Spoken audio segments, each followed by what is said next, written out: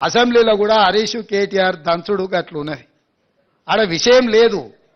ఎగిరెగిరి దంచినా ఎగరకుట్ట దంచినా ఆడున్నది అంత గంతే. మేము ఉన్న వాస్తవాలు అక్కడ బయట పెట్టినాం.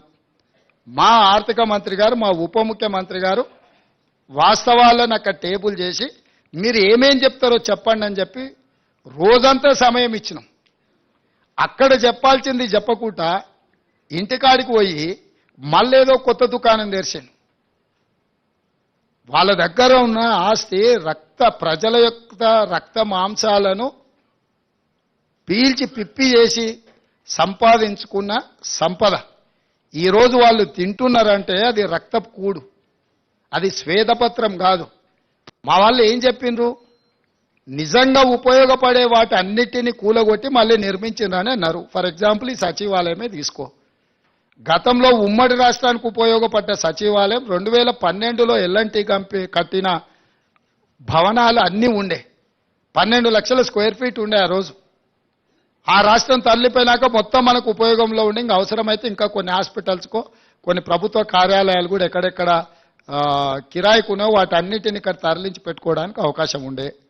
ఒకవేళ ఇది మీకు అచ్చిరాలే, దీన్ని ఏ ప్రభుత్వ ఆసుపత్రిగానో మార్చి కొత్త ఖాళీ జగాలో ఈ సచివాలయాన్ని కట్టినుంటే ఇది ఉపయోగపడుతుండే, అది ఉపయోగపడుతుండే. ఇక్కడ అన్ని రకాల వసతులతో ఉన్న భవనాలను కూలగొట్టి కొత్తటి కట్టి ఆస్తి సృష్టించినమంటారు. అక్కడ కూడా ఉన్న భవనాలన్నీ కూలగొట్టి కట్టిండ్రు. ఎక్కడైనా ఉన్నదాన్ని కూలగొట్టి కొత్తది కడుతుందంటే ఉద్దేశం ఏందో మనం అర్థం చేసుకోవాలి. అంతెందుకు, నేను కొత్త బండ్లు కొనను, ఖర్చు పెట్టానని చెప్పిన. మీకు తెలవాల్సింది ఏంటంటే 22 ల్యాండ్ క్రూజర్లు కొని కొత్తవి దాచిపెట్టారు. నేను సీఎం అయినాక 10 రోజుల వరకు నాకే తెలియదు.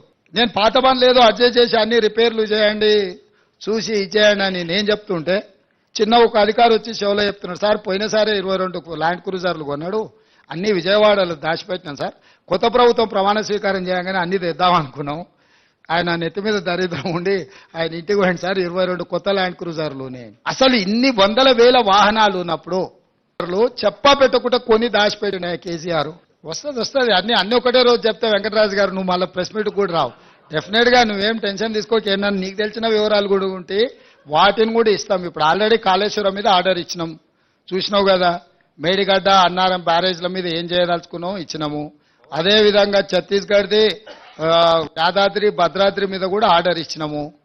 దాంట్లో జ్యుడిషియల్ ఎంక్వైరీలో వెళ్ళే వివరాలు, రికవరీ, రెవెన్యూ రికవరీ యాక్టులు ఇవన్నీ ఉన్నాయి కదా. అప్పుడే అయిపోలేవు, ఇంకా 30 రోజులే కాలే, ముందుంది కదా ముసళ్ళ పండుగ. ఇప్పుడు అందులో ఇచ్చిన క్లారిటీ చదువుకొని అవి దాని తర్వాత ఏమైనా సమస్యలు వస్తే డెఫినెట్గా వాటి అన్నిటిని కూడా పరిష్కరించే బాధ్యత చేస్తాం. ఇప్పుడు అదే చెప్తున్నా, 30 రోజులే కాలేదు. ఈ రోజు ఏమేమి అడుగుతున్నాో ఆ వివరాలు ఇవ్వండి. అవి కాకుండా మిగతా సమస్యలు వాళ్ళు విజ్ఞాపన పత్రాలు ఇచ్చుకోవడానికి సపరేట్ కౌంటర్ పెట్టినాం అక్కడ. ఆ కౌంటర్లో మీరు ఏమిచ్చినా తీసుకుంటే, ఇప్పుడు ప్రజావాణిలో ఎట్లయితే తీసుకుంటున్నామో గ్రామ సభలలో రేషన్ కార్డు లేని వాళ్ళు కావచ్చు, ఇతరత్ర సమస్యలు ఉన్న వాళ్ళు కావచ్చు, లేకపోతే వాళ్ళ భూమి విషయంలో వారసత్వంగా ఒకవేళ బదిలీ కాని సమస్యలు ఉండొచ్చు, ఏం సమస్యలు ఇచ్చినా కూడా అక్కడ దరఖాస్తు తీసుకుంటాము.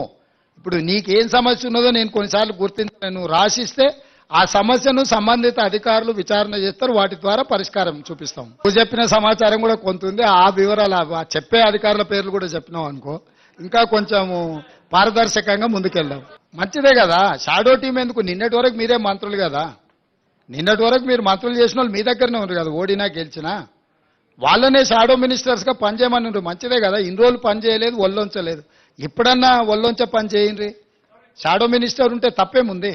నేనేమంటున్నానంటే అధికారం విడ్రాయల్ సిమ్టమ్స్ అనేది తెలుసు కదా. అంటే మా కొడంగల్ ప్రాంతంలో లేకపోతే నారాయణపేట ప్రాంతంలో కొన్ని ప్రాంతాలలో కల్తీ కళ్ళు ప్రభావం కొంచెం ఎక్కువ ఉంటుంది. మత్తుకళ్ళు అంటారు కదా, మందుకళ్ళు తాగినోడు సడన్గా మందుకళ్ళు దొరకకపోతే ఆ పిచ్చి పిచ్చి చేష్టల్ని తట్టుకోవడానికి కుటుంబ సభ్యులే మంచాన్ని కట్టేస్తారు తాళ్ళు పెట్టి. అధికారం పోయిన విడ్రాయల్ సిమ్టమ్స్ తోని కేటీఆర్ అట్లా మాట్లాడుతుండు, కొంతకాలం అతన్ని తాళ్ళు పెట్టి మంచాన్ని కట్టాల్సిన పరిస్థితి ఉంటుంది. ఈ అన్నిటిని మేమేం తప్ప అర్థం చేసుకోము. ఎందుకంటే అధికారం కోల్పోయిన బాధలోనో భయంలోనో రకరకాలుగా మాట్లాడుతుంటారు. షాడో టీం ఎందుకు? అసెంబ్లీలో నీకే మైక్ ఇచ్చి నువ్వే సూచన చేయి, నువ్వే సలహా చేయి, మేము తీసుకున్న నిర్ణయాలను విశ్లేషణ చేయమని బాహటంగా అసెంబ్లీలోనే అవకాశం ఇస్తుంటే మళ్ళీ ఇంక వెనకంగా షాడో టీం పెట్టేది ఏముంది? వస్తా స్టార్ట్ అయింది కదా, ఇంకా అది ఇప్పుడే మొదలైంది కదా. అవి కాలేజీలలో చేయాల్సింది, గ్రామాలలో కాదు. కాలేజీలు మళ్ళీ నెక్స్ట్ అకాడమిక్ ఇయర్ స్టార్ట్ అయింది కదా, ఆ కాలేజీలలోనే కౌంటర్స్ ఓపెన్ చేసి డైరెక్ట్ అక్కడనే తీసుకుంటాం. ఎవరైనా ఇవ్వచ్చు, దాంట్లో వివరాలు రాసినాయి కదా. ఇప్పుడు తల్లుంటే కొడుకియొచ్చు, లేకపోతే పక్కింటి వాళ్ళు కూడా తెచ్చియొచ్చు. మీలాకటి వాలంటీర్స్ కూడా గ్రామంలో ఇల్లు తిరిగి రాసుకొచ్చి ఇచ్చినా కూడా తీసుకుంటాం.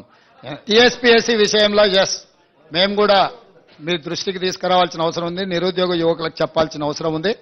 పరీక్షలు నిర్వహించడం కానీ, పరీక్షా ఫలితాలను ప్రకటించడం కానీ, ఉద్యోగ నియామక పత్రాలు ఇవ్వాలంటే తెలంగాణ పబ్లిక్ సర్వీస్ కమిషన్కు చైర్మన్ ఉండాలి.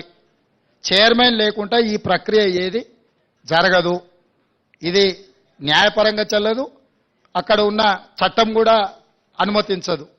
ఇప్పుడు ఉన్న చైర్మన్ గారు మిగతా సభ్యులు రాజీనామా పత్రాలు సమర్పించారు.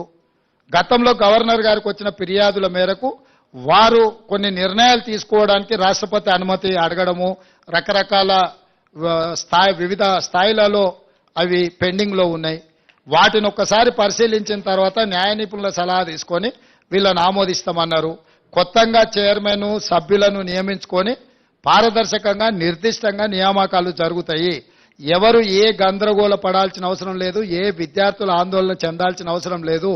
ఇవాళ ప్రశ్నాపత్రాలు పల్లి బఠానీలలాక జిరాక్స్ సెంటర్లో అమ్మకాలు జరిగినప్పుడున్న చైర్మన్లు మెంబర్ల మీద నిరుద్యోగ యువకులకు విశ్వాసం లేకపోవడం, నిర్వహించిన పరీక్షలు అన్నిటిని కూడా రద్దు చేయడం, రకరకాల గందరగోళ పరిస్థితుల్లో ఈరోజు విద్యార్థులు నిరుద్యోగ యువకులు ఉన్నారు.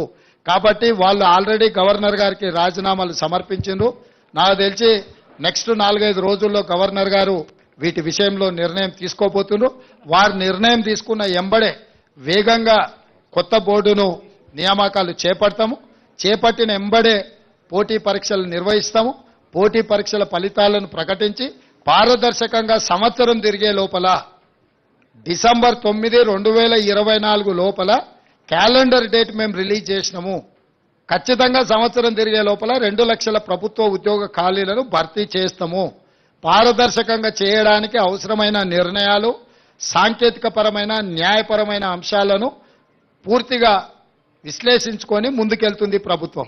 సిస్టమ్ ఉన్నది, ఆల్రెడీ దరఖాస్తులు తీసుకుంటున్నాం, వాళ్ళని డిజిటలైజ్ చేస్తున్నాం, వాళ్ళకు ఒక నెంబర్ ఇస్తున్నాం, ఆ నెంబర్ వాళ్ళ మొబైల్కు పంపిస్తున్నాం, సంబంధిత శాఖలకు పంపిస్తున్నాం. అక్కడ ఒక ఐఏఎస్ ఆఫీసర్ని మొత్తం వ్యవస్థనే ఏర్పాటు చేసినాం. నిరంతరం ప్రజావానికి వచ్చే సమస్యల యొక్క పరిష్కారానికి తీసుకోవాల్సిన చర్యల కోసం ప్రత్యేకమైన అధికారులను ఒక ఐఏఎస్ ఆఫీసర్ని పెట్టినాం. వారి కింద సిబ్బందిని కూడా నియమించినము.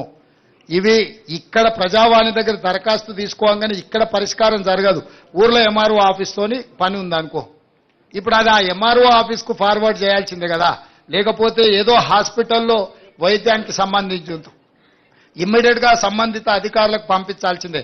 క్రోడీకరించి సంబంధిత అధికారులకు పంపించి ఆ వినతి వాళ్ళ యొక్క విజ్ఞాపన పత్రం ఎక్కడుందో దాన్ని కనుక్కోవడానికి కూడా దానికి ఒక విధానాన్ని ఏర్పాటు చేసినాం. దాన్ని ట్రాక్ చేయడానికి కూడా ట్రాకింగ్ సిస్టమ్ పెట్టినాం. సో ఏ అధికారి దగ్గర వాళ్ళ కంప్లైంట్ పెండింగ్ ఉందో దాని స్టేటస్ ఏందో తెలుసుకోవడానికి కూడా సాంకేతికంగా వాటన్నిటిని కూడా డిజిటలైజ్ చేసినాం. ప్రతి దరఖాస్తును క్షుణ్ణంగా పరిశీలిస్తాము. ప్రభుత్వం పరిష్కరించగలిగిన వాటిని 100% పరిష్కరిస్తాం. ఏదైనా పరిష్కారం లేకున్నా దరఖాస్తుదారుడికి చెప్తాం.